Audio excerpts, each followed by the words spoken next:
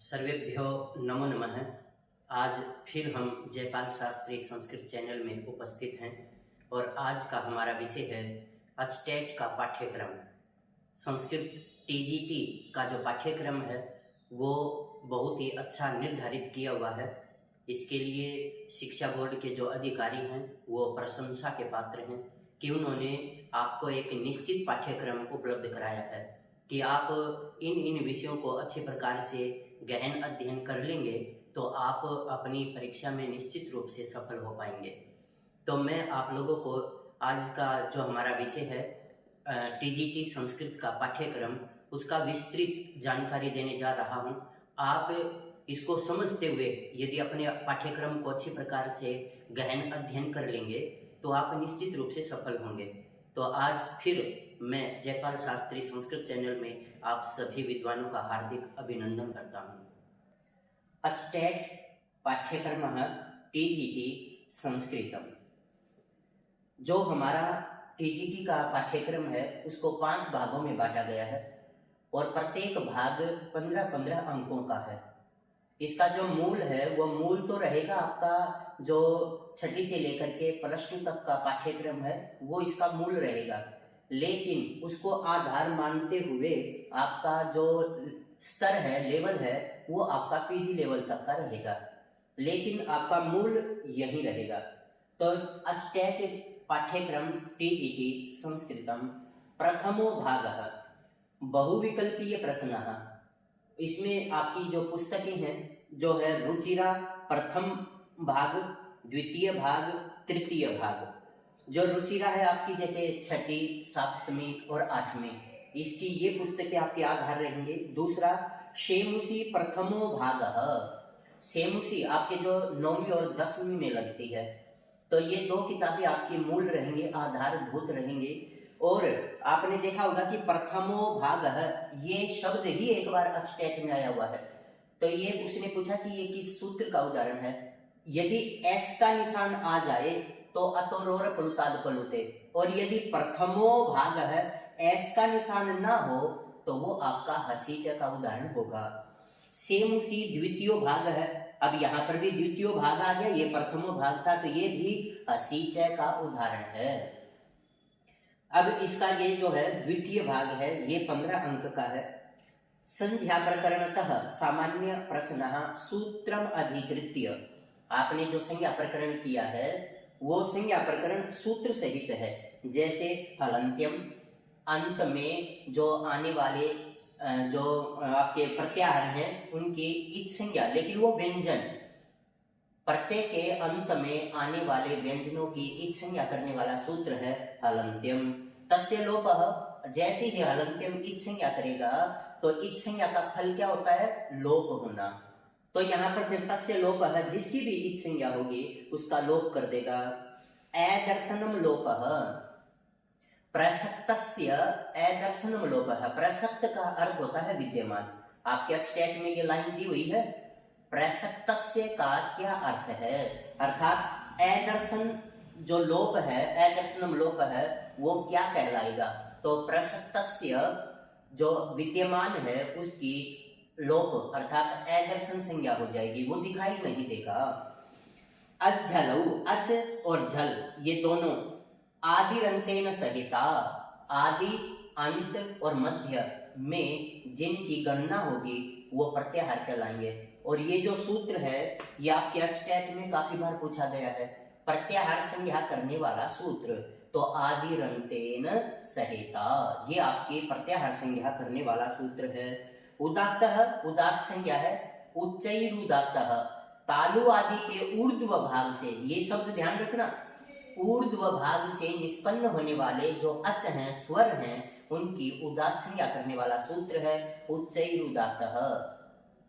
नीचैरनुदात्तः, अनुदात संज्ञा करने वाला सूत्र है नीचैरनुदात्तः। जो तालु आदि के अधो भाग से निष्पन्न होने वाले जो अच हैं, स्वर हैं, उनकी अनुदात संज्ञा होगी और अनुदात संज्ञा करने वाला सूत्र है नीचैरनुदात्तः। स्वरितः, समाहारः स्वरितः, जिसमें उदात अनुदात दोनों वर्ण धर्म मिले हुए हों वो आपका स्वरित संज्ञा कहलाएगा। और स्वरित संज्ञा करने वाला सूत्र है समाहारः स्वरितः। बाह्य प्रियतनानि, प्रियतन दो प्रकार के हैं, एक आभ्यंतर और एक बाह्य। आभ्यंतर 5 प्रकार का है। स्पृष्ट, स्पृष्ट के अंदर 25 वर्ण होते हैं। आपके अक्षटेट में एक लाइन दे रखी है, कादयो मावसानाः, क्या कहलाएगा? तो कादयो मावसानाः प्रियतन कहलाएगा, और प्रियतन को ही स्पृष्ट भी बोलते हैं। तो आपका ये जो कादयो मावसानाः कहलाएगा, प्रियतन 2 हैं, एक बाह्य और एक आभ्यंतर। जो आभ्यंतर है वो 5 प्रकार का है। आभ्यंतर प्रियतन 5 प्रकार का है और बाह्य 11 प्रकार का है। तो आप एक बार जो लघु सिद्धांत कौमुदी या मध्य सिद्धांत कौमुदी है उसके अंदर स्पृष्ट, ईसत स्पृष्ट, समृत, विवृत, ईसत विवृत, इस प्रकार आपके वो भेद दे रखे हैं। और जो आपके बाह्य प्रियतन है वो 11 प्रकार के हैं। तो ये एक बार वहां से आप देख लें। उच्चारण स्थानानि आपको पेपर में दे देगा कि ए का उच्चारण स्थान बताइए। तो ए का उच्चारण स्थान क्या है? कंठः।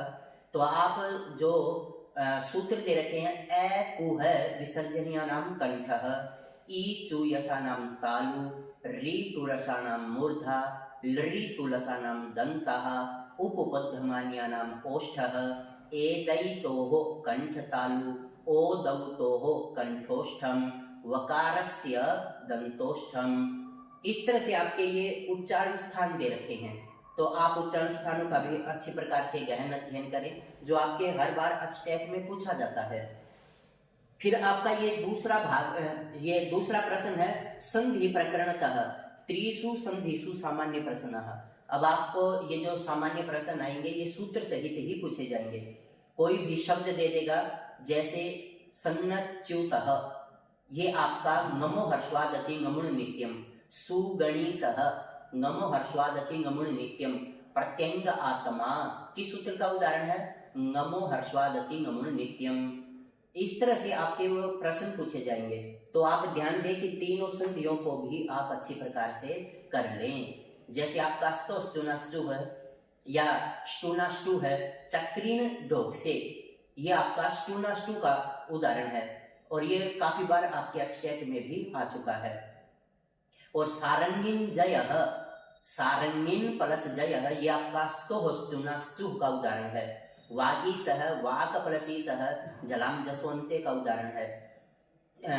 एतन मुरारी, यरो नुनासी के नुनासिकों का उदाहरण है। और चिन्ह मात्रम तन्मयम, ये प्रत्यय भाषायाम नित्यम का उदाहरण है। तो इस तरह से आपके ये तीनों संधियों से प्रश्न पूछेंगे। समासानाम सामान्य परिचयः पदानाम समासः समास विग्रहश्च। आपको कोई भी समास एक वो सूत्र भी पूछा जा सकता है, या कोई पद देकर उसका विग्रह भी करवाया जा सकता है, या विग्रह देकर के उसका समस्त पद क्या बनेगा वो भी पूछा जा सकता है। जैसे इति हरि, हरि शब्दस्य प्रकाशः, कौन सा समास है? अव्ययीभाव समास है। पंचगंगम, कौन सा समास है? पंचानाम गंगानाम समाहारः। यहाँ संख्या को देख करके हम द्विगु समास बता देते हैं, लेकिन यहाँ पर अव्ययीभाव समास है। क्यों? क्योंकि नदी भीश्च, जो सूत्र है वो नदी संज्ञा कर देगा, अर्थात नदी है इसलिए समास संज्ञा कर देगा। जहां पर भी कोई भी नदी का नाम आ जाएगा तो वो आपका अव्ययीभाव समास कहलाएगा। तो इस तरह से आप ये ध्यान दें, आपका समास में से भी कोई भी प्रश्न पूछा जा सकता है। प्रत्यानाम सामान्य परिचय, यहाँ आपके प्रत्यय दे रखे हैं और इन प्रत्ययों से रिलेटेड आपसे प्रश्न पूछा जा सकता है, इनका सूत्र भी पूछा जा सकता है। जैसे कत और कत्वतु, कत कत्वतु निष्ठा, निष्ठा संज्ञा केवल 2 प्रत्ययों की होती है और वो होते हैं कत और कत्वतु। क्षत्रि सानच, क्षत्रि और सानच की सत संज्ञा होती है और सत संज्ञा करने वाला सूत्र है तौ सत। तव्य, तव्य और अनियन ये कृत प्रत्यय कहलाते हैं और ये हमेशा कर्म और भाव में ही प्रयोग किए जाते हैं। जो आपका कत प्रत्यय है ये तो भाव और कर्म में प्रयोग होता है, और कत्वतु ये कर्तृ में प्रयोग किया जाता है, लेकिन भाव कर्तृ में ही प्रयोग होगा। या तो भाव में होगा वो भी कर्तृ होगा, या फिर कर्तृवाच्य में होगा। लेकिन जो आपका कत है ये कर्तृ कर्मणि और कर्मणि भाव में ही प्रयोग होंगे। ल्यप जहां पर भी कत्वा प्रत्यय का प्रयोग होता है, लेकिन उससे धातु से आगे यदि उपसर्ग आ जाएगा तो वहां ल्यप प्रत्यय का प्रयोग किया जाएगा। क्यप, यहाँ पर आपका क्यप और कैच और केंग ये आपके जो है इसमें पूर्व कृदंत और कृत प्रक्रिया में है। और यत, ण्यत, ण्यत का आपके पेपर में काफी बार पूछा गया है, जैसे धार्यम, कार्यम, ये आपके ण्यत प्रत्यय के हैं। और री, हलोर, ण्यत ये ण्यत प्रत्यय करने वाला सूत्र है। त्रिच ये आपका पूर्व कृदंत में है और अणुल त्रिचऊ सूत्र है, अणुल और त्रिच प्रत्यय करने वाला सूत्र है। ये आपका जब बनाएंगे तो जैसे कर्ता, और कर्ता में कौन सी संधि है? गुण संधि है। मात्रे, पित्रे, कर्त्रे, इसमें कौन सी संधि है? यण संधि है। ये आपके अचटेट में पूछे जा चुके हैं ये शब्द। तो इनसे संबंधित अन्य कोई प्रश्न आ जाता है तो आपको ध्यान देना चाहिए कि इस प्रकार के प्रश्न का उत्तर कैसे देना है। अणुल, अणुल का जो है जैसे कारक है, तो ये कारक जो शब्द बनाया हमने इसमें अणुल प्रत्यय है और सूत्र है अणुल त्रिचऊ। तो अणुल का वु बचता है और वु को अक हो जाता है, यू और नाकऊ। क्री धातु थी उसको अचोनीति से वृद्धि हो जाएगी, कार प्लस अक मिला दिया, कारक स्वादिकार्यम कारक। दर्शक अणुल प्रत्यय है। तुमुन प्रत्यय है, ये मांत भी कहलाता है, जैसे पठी तुम, हसी तुम, खादी तुम। और मांत की अव्यय संज्ञा होती है और अव्यय संज्ञा करने वाला सूत्र कृन में जंतः। आपके अचटेट में ये प्रश्न काफी बार पूछा गया है कि भाई ये जो मांत हैं इनकी अव्यय संज्ञा करने वाला सूत्र बताइए, या कोई भी धातु में तुमुन प्रत्यय लगा देगा, पठी तुम, हसी तुम, खादी तुम, यहाँ पर अव्यय संज्ञा किसने की? कृन में जंतः। एक अणमुल प्रत्यय है वो भी मांत कहलाता है, जैसे हासम हासम, खादम खादम, पाठम पाठम, भोजम भोजम, स्मारम स्मारम। इस प्रकार का भी डबल कोई भी आ जाए तो उसकी भी आप क्या करेंगे? ये अव्यय संज्ञा कर देंगे और अव्यय संज्ञा कौन करेगा? कृन में जंतः। ये जो डबल हुआ है स्मारम स्मारम, इसे आभिक्षण्य भी कहते हैं और आभिक्षण्य का अर्थ होता है द्विरुक्त और इसी का नाम विप्सा भी है। तो आप अचटेट के प्रश्न जैसा पूछा जाता है उसमें ध्यान दें कि उसने विप्सा पूछा है तो भी आभिक्षण्य है, आभिक्षण्य पूछा है तो भी द्विरुक्त है, पर द्विरुक्त की कौन सी संज्ञा होती है? आभिक्षण्य संज्ञा होती है। नित्यम विप्सयो हो, ये सूत्र आभिक्षण्य संज्ञा करने वाला सूत्र है। अब आपके ये स्त्री प्रत्यय है, टाप, जैसे अजा, एडका, ये टाप के है। चाप, चाप केवल सूर्य का देवता अर्थ हो तो सूर्या बनेगा, सूर्य देवता अर्थ हो तो सूर्या बनेगा।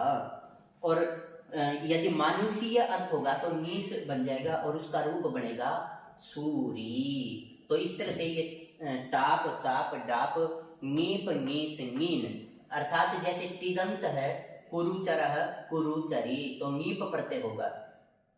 और नीप प्रत्यय कौन करेगा? टिढाणय, द्वैसज, दधनय, मात्र, तय, ठक, ठय, कय, क्वरपः। और ये आपका नीस, जहां पर भी नीस आ जाए या गौर आदि शब्द आ जाए वहां पर नीस, स की जहां पर ईच संज्ञा होगी वो सिदंत कहलाएंगे और सिदंत जितने भी होंगे उनमें नीस प्रत्यय का प्रयोग किया जाएगा। जैसे नर्तकी, नर्तकी का मूल रूप क्या है? नर्तक, और नर्तक को जब आपने सिद्ध किया तो वहां नृत्य धातु से शिल्पिनी सुवुन से सुवुन प्रत्यय किया, पर सुवुन में स की इच संज्ञा हो गई इसलिए सिदंत हो गया। सिदंत होने के कारण शिद गोरादिभ्यश्च सूत्र से नीस प्रत्यय हो जाएगा और आपका रूप बन जाएगा नर्तकी। और जो नीन है, ये नीन भी जहां पर बैती, ब्राह्मणी, नारी ये रूप बनेंगे नारी शब्द में, और मत्स्य इसमें नारी शब्द में कौन सा प्रत्यय है? नीन प्रत्यय है। निरी, नरियोर, वृद्धिश्च, एक वार्तिक दे रखी है, उस वार्तिक से नरी शब्द को वृद्धि भी हो जाएगी नार और नीन प्रत्यय भी हो जाएगा। तो फिर आपके ये कुछ प्रत्यय यहाँ दिए हुए थे जिनके विषय में हमने यहाँ जाना है। अचटेट पाठ्यक्रम का टीजीटी संस्कृत का ये तृतीय भाग है। जैसे हमने पहला भाग, द्वितीय भाग और तृतीय भाग पढ़ा है। तृतीय भाग अब ये उसी प्रकार आपने उत्तर देना कि ये हसीचे का उदाहरण है। इसका जो एक नंबर है ये अव्यय संबंधी सामान्य प्रश्न।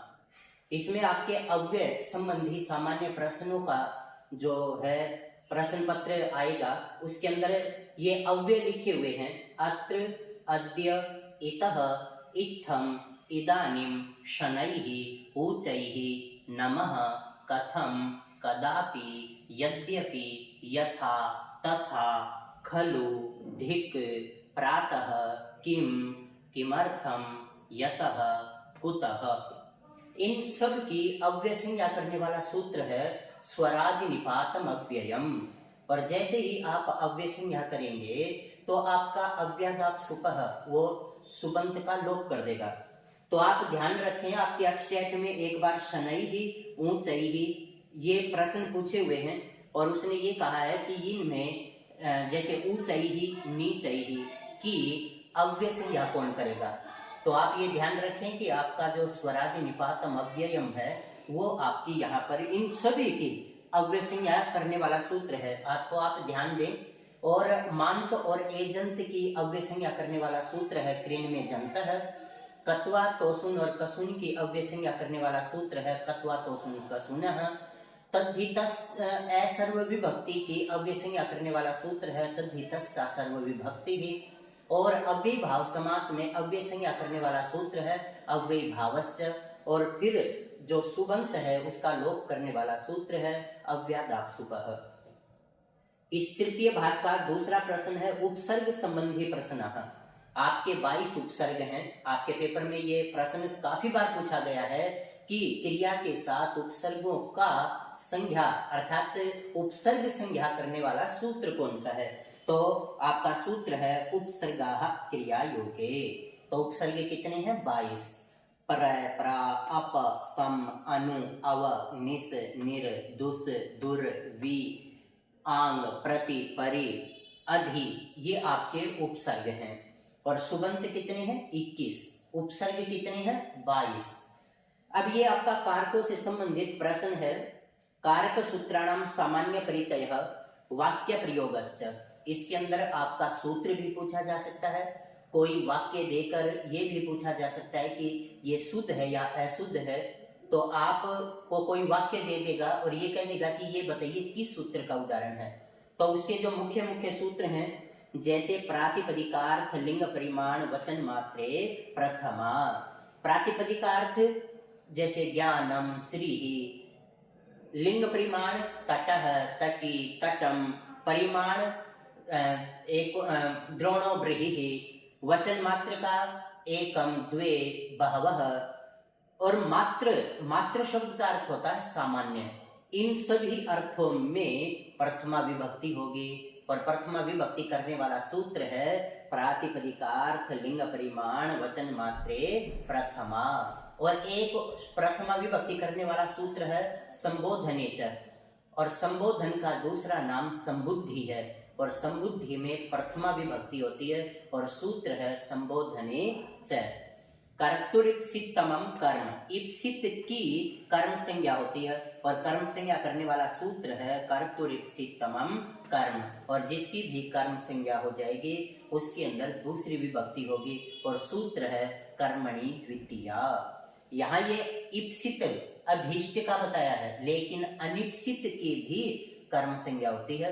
जैसे ओदनम भुंजानः विषम भुंकते, ग्रामम गच्छन् तृणम स्पृशति। तो ये आपके तथा युक्तम, चानिप्सितम के उदाहरण हैं। अधिसिंस्थासम कर्म, ये प्रश्न आपके अचटेट में काफी बार पूछा गया है। ये कहता है कि अधिसिंस्थासम कर्म अर्थात अधि उपसर्ग पूर्वकात सिंह, अस और स्था ये धातु आ जाएंगे तो आपका कर्म संज्ञा हो जाएगी। एक बार अचटेट में प्रश्न आया हुआ है कि ये सूत्र किस अर्थ में कर्म संज्ञा करता है। तो ये आपका अधिकरण अर्थ में कर्म संज्ञा करने वाला सूत्र है। अकथितंच कहता है कि अपादान आदि अविवक्षित अर्थ में कर्म संज्ञा करने वाला सूत्र है। ये प्रश्न आपका अचटेट में काफी बार पूछा गया है कि अपादान आदि की अविवक्षित अर्थ में कौन सी संज्ञा होगी। तो वो आपकी कर्म संज्ञा होगी। और सूत्र कौन सा है? एकथितंच। ये एक प्रश्न इसका इस टाइप में भी आता है कि उक्ते कर्तरी और अनुक्ते कर्मणि कौन सी विभक्तियां होंगी? तो उक्त कर्ता होगा तो पहली विभक्ति होगी, और अनुक्त कर्म होगा तो दूसरी विभक्ति आएगी। और अनुक्ते कर्तरी और उक्ते कर्मणि, तो फिर आपका अनुक्त कर्ता जहां होगा तो तृतीय विभक्ति आएगी, और उक्त जहां कर्म हो जाएगा वहां प्रथमा विभक्ति आएगी। तो ये प्रश्न भी आपका अस्टेट में काफी बार पूछा गया है। उपान वध्यांग वसः, उप, अनु और वस धातु के योग में यदि अधि उपसर्ग आ जाए, इन धातुओं के उप, अनु, अधि और आंग उपसर्गों के योग में यदि वस धातु आ जाए तो यहाँ पर भी कर्म संज्ञा हो जाएगी। और यहाँ पर भी कर्म संज्ञा किस अर्थ में होगी? वही अधिकरण अर्थ में, आधार अर्थ में कर्म संज्ञा हो जाएगी। उपान वध्यांग वसः, कर्म संज्ञा होने पर दूसरी विभक्ति कौन करेगा? कर्मणि द्वितीया। साधक तमम करणम, अर्थात जहां पर भी करण संज्ञा होगी तो ये सूत्र करेगा। और ये किसकी करेगा? जो अत्यंत कार्य की सिद्धि में सहायक होगा, जो साधन स्वरूप होगा, उसके अंदर आपकी करण संज्ञा हो जाएगी। और करण संज्ञा कौन करेगा? साधक तमम करणम। कर्तृकरणयोस् तृतीया, एक प्रश्न आपका आता है कर्तृ संज्ञा करने वाला सूत्र, तो वो है स्वतंत्र कर्ता।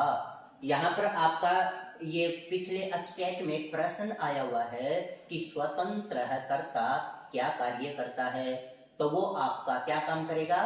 कर्तृ संज्ञा करेगा, कोई विभक्ति नहीं करेगा। क्या काम करेगा?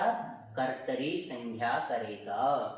तो यहाँ पर जैसे ही आप करण संज्ञा करोगे या कर्तरी संज्ञा करोगे तो उसके अंदर तृतीय विभक्ति होगी, और तृतीय विभक्ति करने वाला सूत्र है कर्तरीकरणयोस् तृतीया।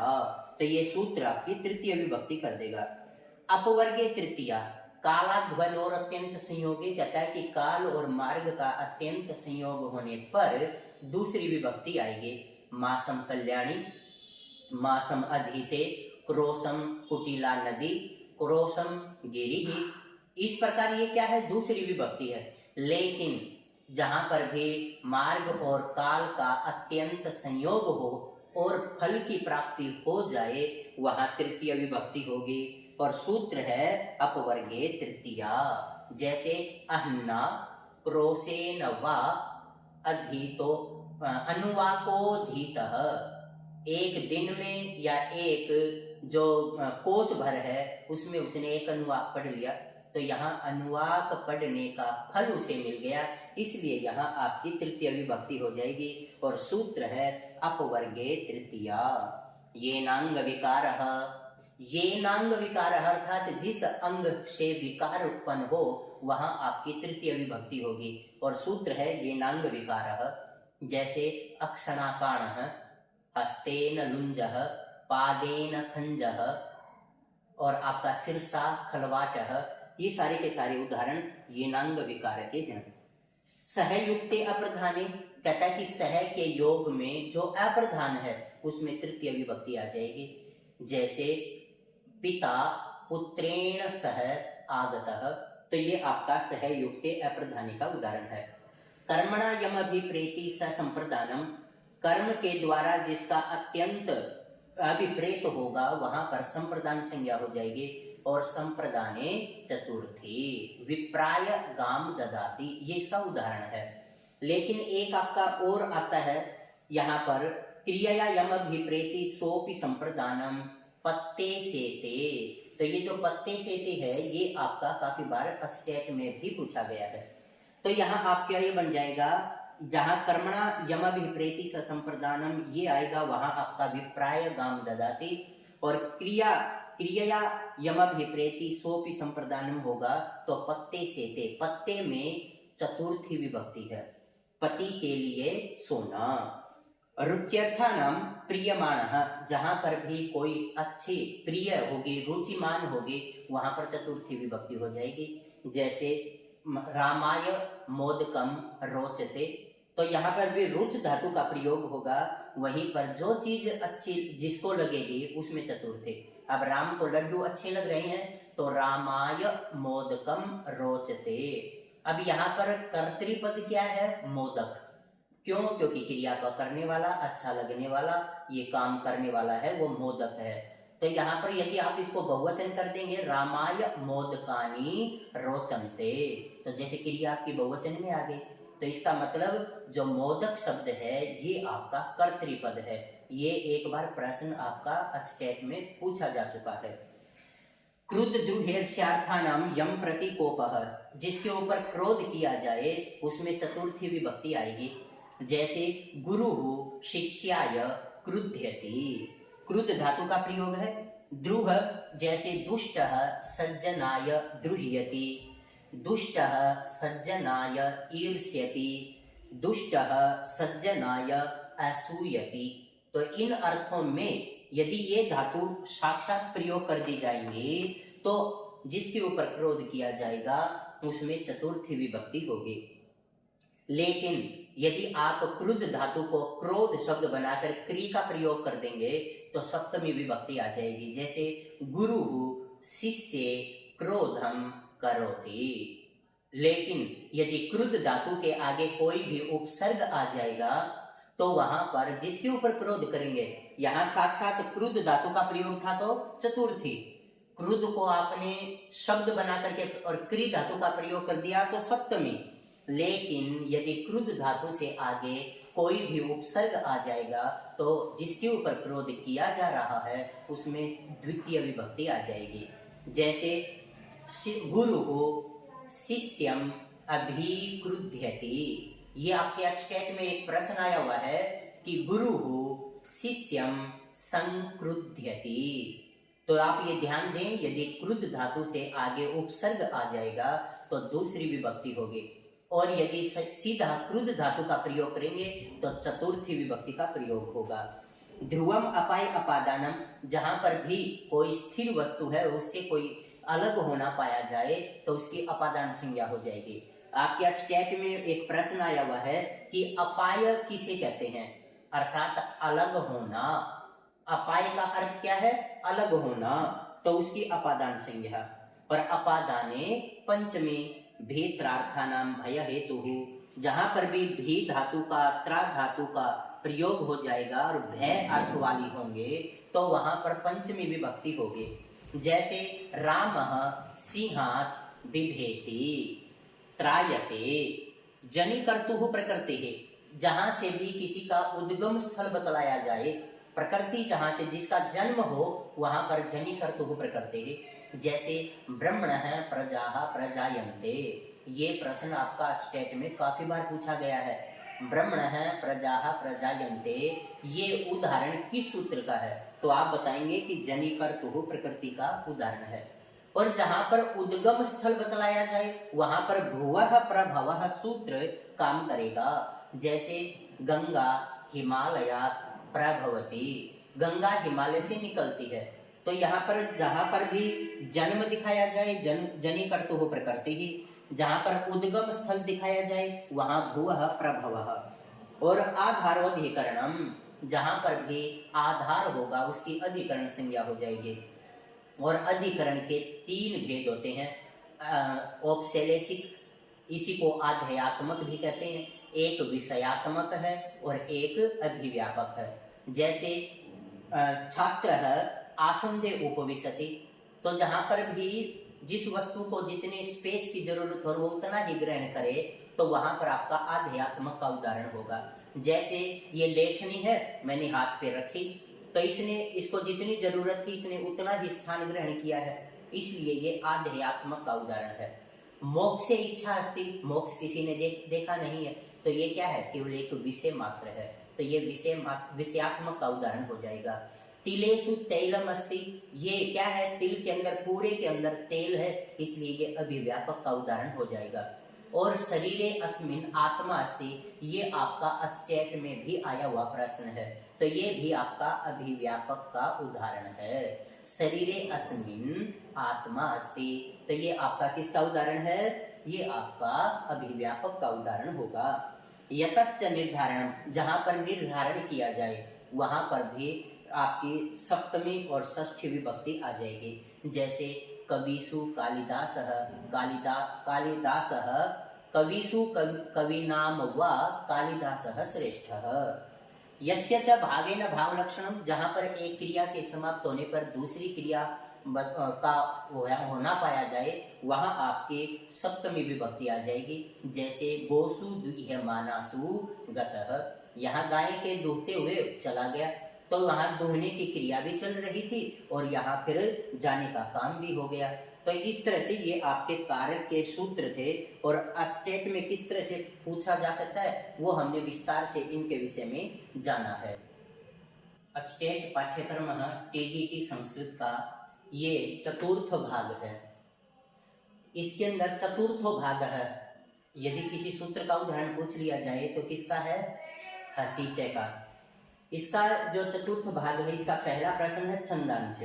तो आपने छंदों के विषय में पढ़ा है कि छाद्यते इति छंदः, और छंदस बोलते हैं वेद को, ठीक है। और वेद में किस लकार का प्रयोग है? छंदसी लिट, और लिट के स्थान पर किसका प्रयोग होता है? लिट, छंदसी लिट और लिट कानज, कानज वा, छंदसी कानज वा। तो यहाँ छंदांशी अनुष्टुप, अनुष्टुप छंद किसे कहेंगे? जिसके प्रत्येक चरण में 8 मात्राएं हो, 5वां ह्रस्व, 6ठा दीर्घ, पहले और तीसरे चरण में 7वां दीर्घ हो, और यह आपका दूसरा और चतुर्थ चरण में 7वां ह्रस्व हो, वो आपका अनुष्टुप छंद कहलाएगा। इंद्र वज्रा, जहाँ पर भी एक स्यादिंद्र वज्रा यदि तौ जगौकः, जहाँ पर 2 तगण 1 जगण 2 गुरु हों और जिसके प्रत्येक चरण में 11 मात्राएं हों, वो आपका इंद्र वज्रा छंद कहलाएगा। वंशस्थ में क्या होता है? जतौ जरौ, अर्थात जगण, जतौ जगण तगण और जरौ, जतौ तु जरौ। तो यहाँ पर आपके जिसके प्रत्येक चरण में 12 मात्राएं हों वहाँ आपका वंशस्थ छंद होगा। द्रुत विलंबितम में भी 11 मात्राएं होंगी। वसंत तिल का क्या होगा? जिसके प्रत्येक चरण में 14 मात्राएं हों वो आपका वसंत तिल का छंद कहलाएगा। शार्दूल विक्रीडितम कहाँ होगा? जहाँ पर भी जिस छंद के प्रत्येक चरण में 19 मात्राएं होंगी वहाँ आपका शार्दूल विक्रीडितम छंद कहलाएगा। शिखरिणी में कितने होते हैं? 17, और इसके अंत में आप एक लघु और एक गुरु देख लेना तो वो आपका शिखरिणी होगा। और शिखरिणी के प्रत्येक चरण में कितनी मात्राएं होंगी? 17 मात्राएं होंगी। मालिनी में क्या होगा? मालिनी के प्रत्येक चरण में 15 मात्राएं होती हैं। मंदाक्रांता में 17 मात्राएं होती हैं, लेकिन अंत के जो 2 आपके चिन्ह होंगे वो दोनों के दोनों दीर्घ होंगे। क्रांता दीर्घ, एस के निशान लग जाएंगे। और श्रगधरा जो होता है उसके अंदर आपके 21 वर्ण होते हैं। अलंकार है अनुप्रास, जहाँ पर स्वरों की तो विषमता हो और जो व्यंजन है वो आपके समान आ जाए वहाँ आपका अनुप्रास छंद कहलाएगा। श्लेष, जहाँ पर एक शब्द के साथ अनेकों अर्थ चिपके हुए हों वो आपका श्लेष अलंकार कहलाएगा। जैसे विधौ, हमने जो इसकी अलंकारों की वीडियो देखी होगी उसके अंदर आपका प्रतिकूलताम उपगते ही विधौ, वो हमने उदाहरण दे करके समझाया हुआ है। यमक, जहाँ पर 2 एक जैसे वर्ण आ जाएं, जैसे लतांत लतांत, तो वहाँ पर आपका यमक अलंकार हो जाएगा। उपमा, जहाँ पर इव आ जाए, यथा आ जाए, साधारण धर्म हो, इसके 4 अंग होते हैं, उनसे युक्त जो होगा वो उपमा अलंकार कहलाएगा। रूपक, जहाँ उपमेय पर जहाँ उपमान का अभेदारोप हो जाए वो आपका रूपक अलंकार होगा। उत्प्रेक्षा, जहाँ पर भी क्रिया के साथ इव आ जाए, जहाँ पर भी संभावना हो, मन्ने, संके, जाने, ये आ जाए और वहां पर जैसे क्रिया के साथ इव आ जाए तो वो आपका उत्प्रेक्षा अलंकार कहलाएगा। जैसे लिम्पतीव तमोंगानी वर्षति वांजनम नभः ऐसत पुरुष सेवेव दृष्टिर विफलतांगता, तो यहाँ आपका उत्प्रेक्षा अलंकार हो जाएगा। दृष्टांत, जहाँ पर बिंब प्रतिबिंब प्रदर्शित किया जाए वहां पर आपका दृष्टांत अलंकार होगा। अर्थांतरन्यास जहाँ पर सामान्य का विशेष से और विशेष का सामान्य से तुलना कर दी जाए, वहाँ आपका अर्थांतरन्यास अलंकार हो जाएगा।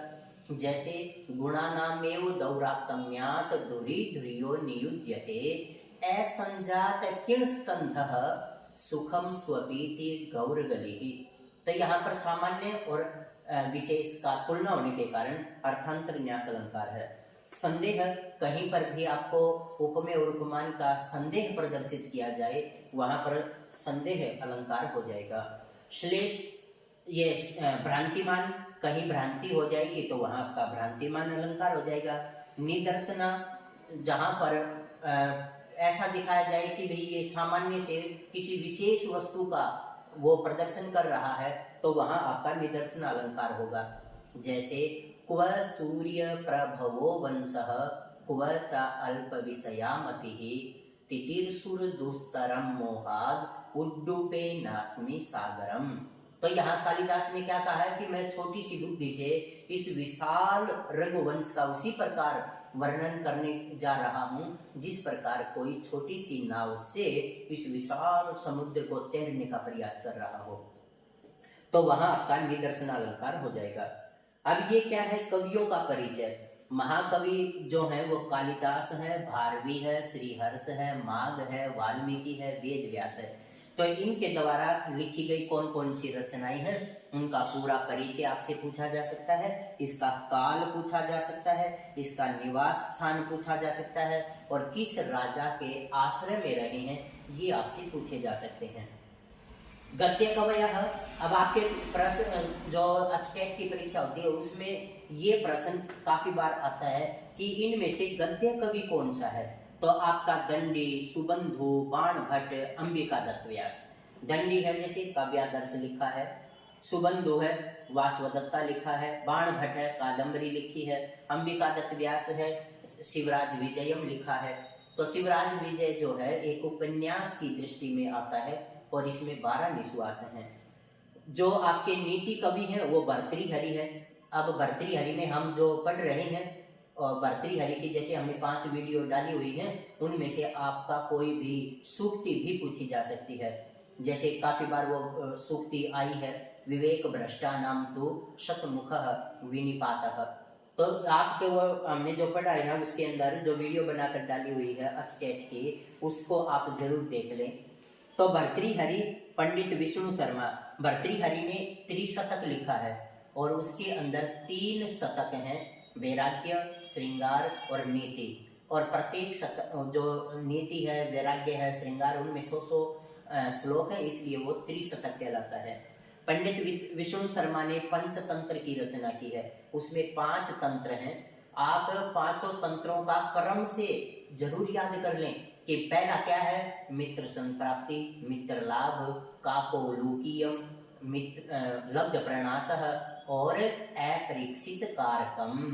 तो आपकी परीक्षा में एक बार पूछा हुआ है कि पंचतंत्र का जो तृतीय तंत्र है उसका क्या नाम है, उसका नाम है काकोलूकीयम। और जो पंचम तंत्र है उसका क्या नाम है, उसका नाम है अपरीक्षित कारकम। तो इस तरह से आप इसको क्रम से याद करें। अंबिका, इसके बाद है नारायण पंडित है, और नारायण पंडित ने हितोपदेश लिखा है, बहुत ही सुंदर। तो आप इनके विषय में पूर्ण जानकारी रखें। आधुनिक जो कवि हैं जैसे देवर्षि कलानाथ शास्त्री, भट्ट मथुरानाथ शास्त्री, पंडित पद्म शास्त्री, डॉक्टर प्रभाकर शास्त्री इत्यादि। तो ये आपका जो एचटेट का पाठ्यक्रम टीजीटी संस्कृत का हमने पूर्ण जानकारी ले ली कि कैसे कैसे इसके प्रश्न पूछे जा सकते हैं और क्या आ सकता है। आप यदि इस दिए हुए पाठ्यक्रम के अनुसार जो शिक्षा बोर्ड ने निर्धारित कर रखा है उसके अनुसार यदि आप अपनी तैयारी करेंगे और हमारे इस चैनल के माध्यम से इसका पूरा जो तैयारी का एक क्रम है उसे यदि अपना लेंगे तो मैं पूर्ण विश्वास करता हूं कि आप एचटेट में निश्चित रूप से सफल होंगे, आपको कोई रोकने वाला नहीं है।